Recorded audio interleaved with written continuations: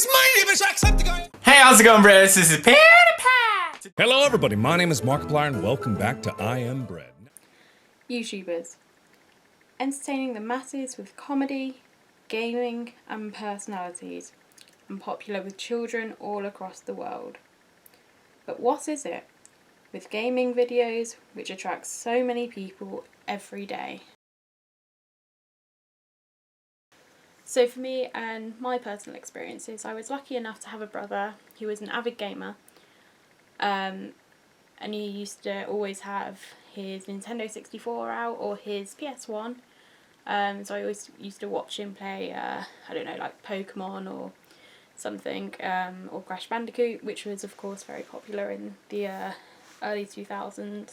So because of those experiences, I was able to develop my own love of gaming, which turned out to be The Sims, and I'm still incredibly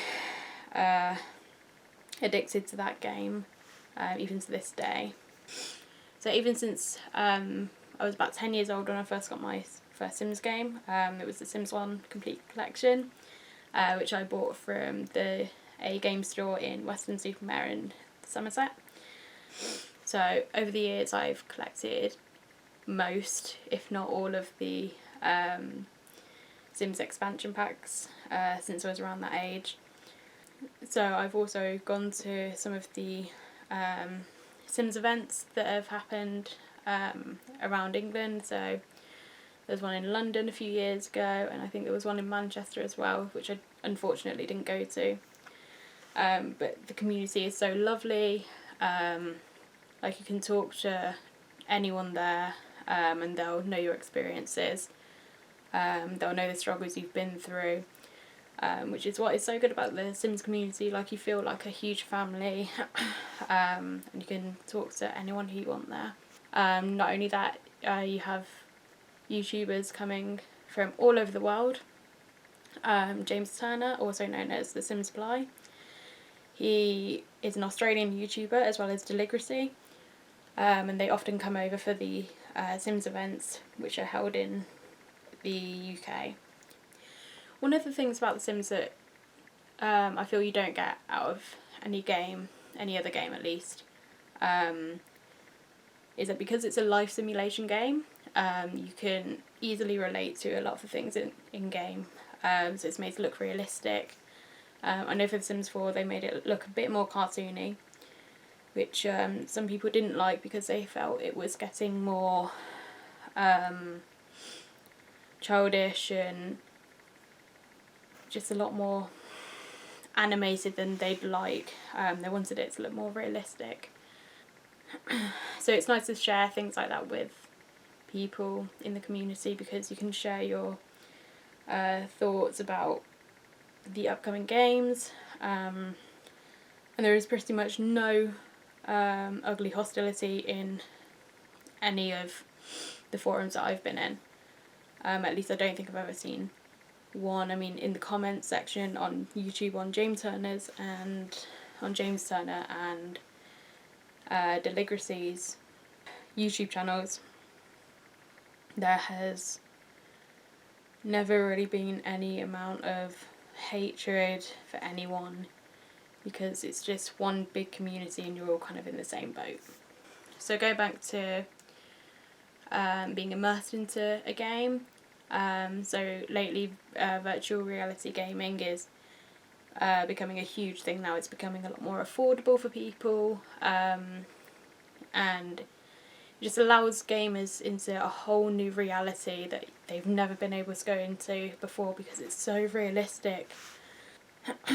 And you actually feel like you're there touching whatever your gamer is touching, and it is becoming a lot more advanced, but it is becoming more affordable.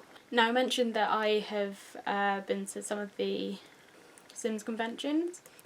So there are gaming conventions just in general, where there'll be companies, YouTubers in a whole building for all types of games, not just one game that you would have like The Sims. So one of the main conventions, which happens 2 or 3 times a year, is the Insomnia convention. Now recently they've just had their 61st convention, which was held at the Birmingham NEC Arena. So they've now switched to that as their permanent arena for their conventions because it's huge and they can accommodate a lot of people across 5 or 6 different halls dedicated to gaming and music as well. They have a lot of music, especially on the Saturdays. They'll have The Wanted, I think, were there last time, a few weeks ago. And it's just like a huge community full of lovely, lovely people who get the same enjoyment as you do out of gaming. And they are all the same, like you're not being casted out as weirdos or being odd for, I don't know, gaming, which is what some people tend to think it is. It's weird, it's not something you do on an everyday basis. I mean, you'll do it once or twice as a kid. But that's it. I mean, that's definitely not what this has come to now.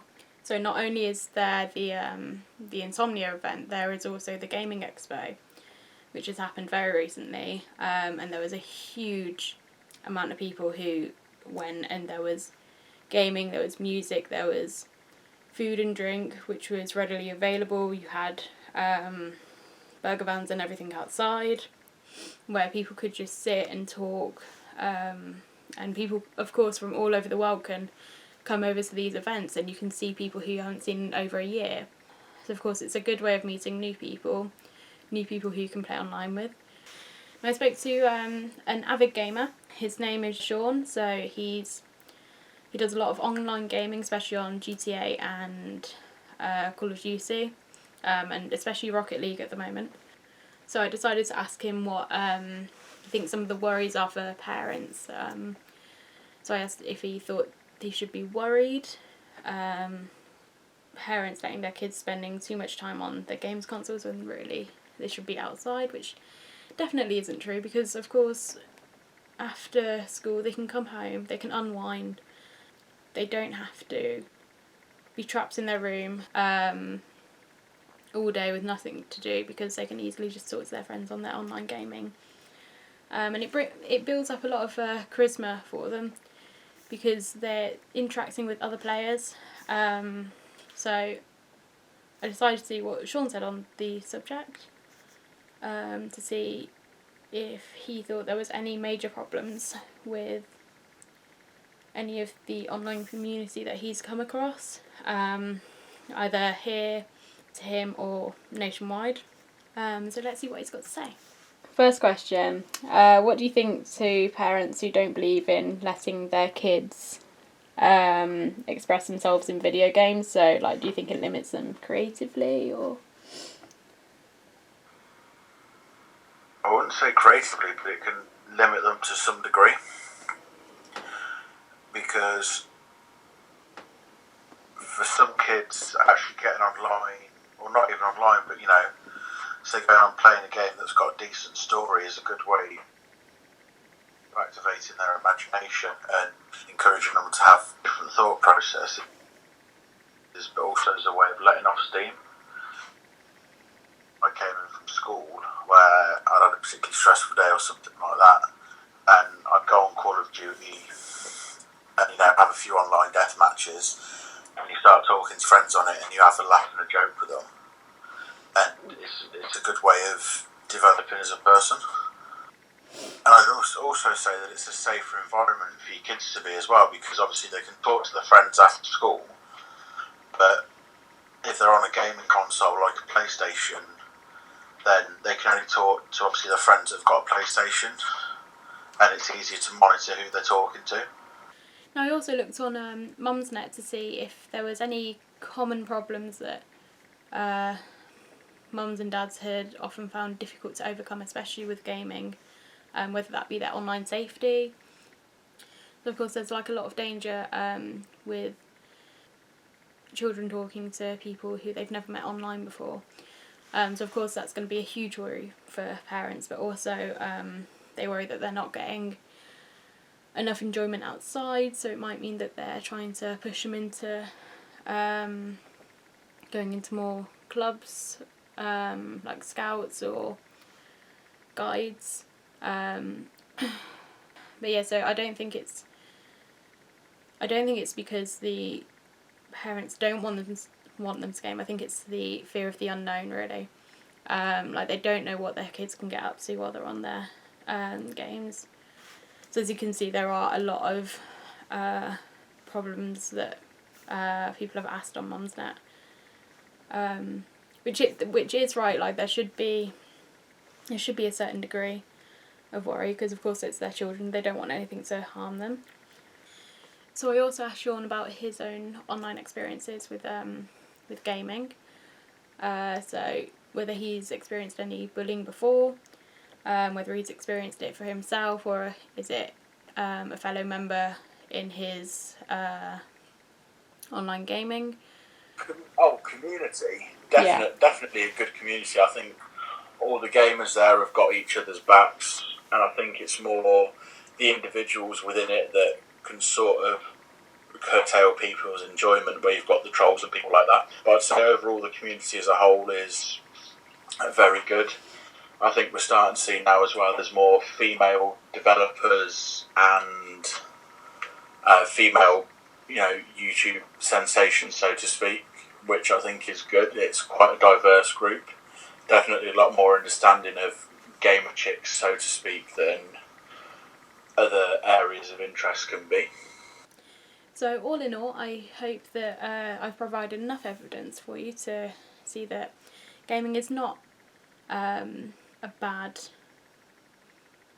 choice for young people, especially if they're, coming home from school and they need to wind down. They need to do something to relax and wind down. Because obviously school is a stressful time for a lot of young people, especially around GCSE and A-level areas. So gaming is one way that they can let off steam. But I do think there are some aspects that parents need to be worried about as well. I mean, I don't think obviously they should be completely oblivious to the gaming community, but obviously they need to have some sort of understanding about what gaming is really about. But yeah, so I hope you found this documentary interesting, and I hope to see you next time. Bye.